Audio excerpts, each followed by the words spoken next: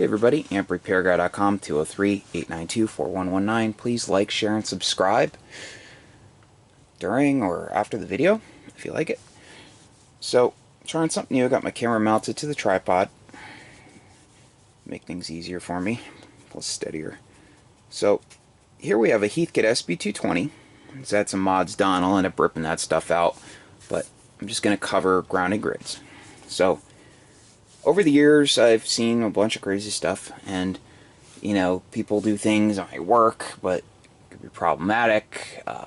You know, be on the edge of having a problem. So, one of the issues I've seen is people like to use small gauge solid conductor wire. So, when you ground the grids, you want a nice low inductance path between the grids of the tube and the plate tune capacitor. The plate tune cap is located right here. You also want to make sure these two screws, or whatever amp you're working on, that the plate tune capacitor has a nice solid connection to the chassis. And you always want the shortest path between the, you want to locate it in an area where you can, in a nice short path to the grids, you know, if you're building an amplifier, but I won't get into that. So, what I do is I buy copper sheet. I go to the building supply store. They have different widths, 6, 8, 12. And, you know, I usually buy like a foot of it, and I cut it down to about 3/8 wide. I'll cut 6 of them. You know, they have two different gauges.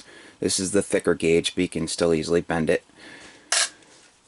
You know, the thinner stuff won't hold its form well when you go to bend it around the tab for each grid connection. You want to do all 3 per socket. So I learned a long time ago about a tool called a punch. Roper Whitney. Buy these at a craft store or on eBay. I used to drill these by hand. Sometimes I still do if I can't find that or if I don't have the right punch. But I like to go in, I do it nice and slow, and I'll go into a piece of wood to stop it from spinning. Otherwise, this will spin and cut into your hand, and that hurts. Okay, so I'll take my solder sucker, my right angle, pliers, and a little screwdriver, remove the chokes, each choke, each socket, and then the caps. And I'll take my drill and drill a hole near each grid connection, far enough away from the socket so I can get my cap nut in there. So I'll use a 632 screw and a cap nut per connection. So 1 connection to ground per grid connection. I've seen people, they like to use the wire and they'll go to, like, you know, each one and then go to 1 stock connection. So that's easier. It's not the best way to do it. Another thing I want to note, I try to make my videos nice and short. A lot of people have complimented me on that. I'm not on YouTube to make money with YouTube. I love YouTube, great place. But it's kind of just to show my work. I don't like to flood it with really long videos, which, you know, really just end up taking forever for someone to watch. So, info about grids and inductance and all that can be found online. So, I will be back. Stay tuned. Okay, I went ahead and drilled the holes.